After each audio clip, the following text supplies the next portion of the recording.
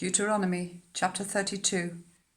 Listen, you heavens, and I will speak.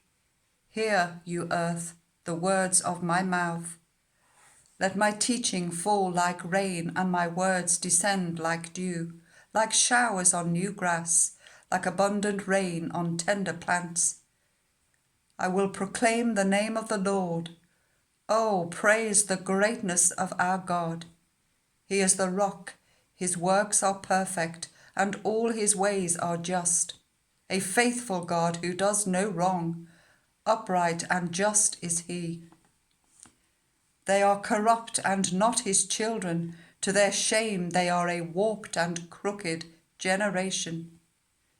Is this the way you repay the Lord, you foolish and unwise people? Is he not your Father, your Creator, who made you and formed you? Remember the days of old. Consider the generations long past. Ask your father, and he will tell you, your elders, and they will explain to you. When the Most High gave the nations their inheritance, when he divided all the human race, he set up boundaries for the peoples according to the number of the sons of Israel. For the Lord's portion is his people, Jacob his allotted inheritance. In a desert land he found him, in a barren and howling waste. He shielded him and cared for him. He guarded him as the apple of his eye. Like an eagle that stirs up its nest and hovers over its young, that spreads its wings to catch them and carries them on its pinions. The Lord alone led him. No foreign god was with him. He made him ride on the heights of the land and fed him with the fruit of the fields. He nourished him with honey from the rock and with oil from the flinty crag, with curds and milk from the herd and flock, and with fattened lambs and goats, with choice rams of Bashan and the finest grains of wheat. You drank the foaming blood of the grape. Jeshurun grew fat and kicked, filled with food, he became heavy and sleek. He abandoned the God who made him and rejected the rock, his saviour. They made him jealous with their foreign gods and angered him with their detestable idols. They sacrificed to demons which are not God, gods they had not known, gods that recently appeared, gods your ancestors did not fear. You deserted the rock who bore you. You forgot the God who gave you birth. The Lord saw this and rejected them, because he was angered by his sons and daughters. I will hide my face from them, he said, and see what their end will be.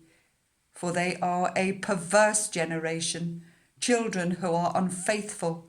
They made me jealous by what is no God, and angered me with their worthless idols. I will make them envious by those who are not a people. I will make them angry by a nation that has no understanding.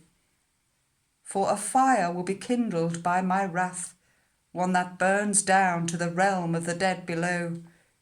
It will devour the earth and its harvests, and set on fire the foundations of the mountains. I will heap calamities on them, and expend my arrows against them. I will send wasting famine against them, consuming pestilence and deadly plague. I will send against them the fangs of wild beasts, the venom of vipers that glide in the dust. In the street the sword will make them childless. In their homes terror will reign. The young men and young women will perish, the infants and those with grey hair. I said I would scatter them and erase their name from human memory. But I dreaded the taunt of the enemy, lest the adversary misunderstand and say, our hand has triumphed, the Lord has not done all this. They are a nation without sense. There is no discernment in them. If only they were wise and would understand this and discern what their end will be. How could one man chase 1,000, or two put 10,000 to flight? unless their rock had sold them, unless the Lord had given them up. For their rock is not like our rock, as even our enemies concede. Their vine comes from the vine of Sodom and from the fields of Gomorrah. Their grapes are filled with poison, and their clusters with bitterness. Their wine is the venom of serpents, the deadly poison of cobras. Have I not kept this in reserve, and sealed it in my vaults? It is mine to avenge, I will repay. In due time their foot will slip.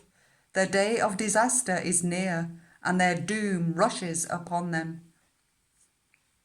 The Lord will vindicate his people, and relent concerning his servants. When he sees their strength is gone, and no one is left, slave or free, he will say, now where are their gods, the rock they took refuge in, the gods who ate the fat of their sacrifices and drank the wine of their drink offerings? Let them rise up to help you. Let them give you shelter. See now that I myself am he. There is no God besides me. I put to death and I bring to life. I have wounded and I will heal, and no one can deliver out of my hand.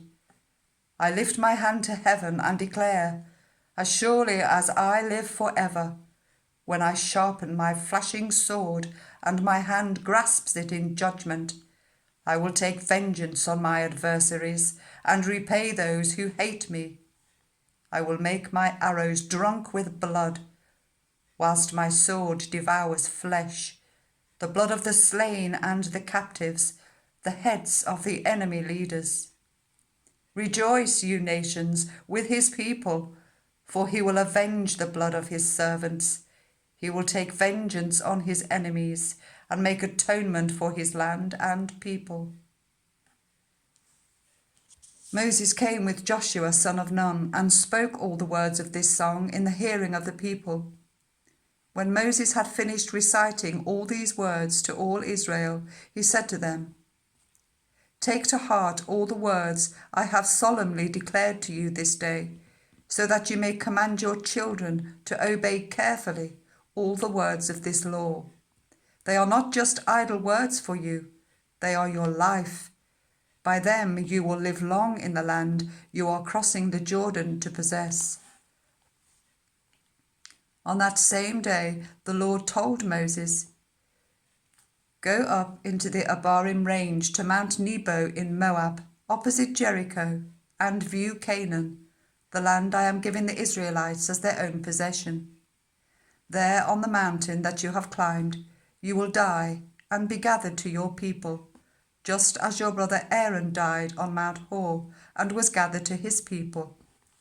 This is because both of you broke faith with me in the presence of the Israelites at the waters of Meribah Kadesh in the desert of Zin, and because you did not uphold my holiness among the Israelites.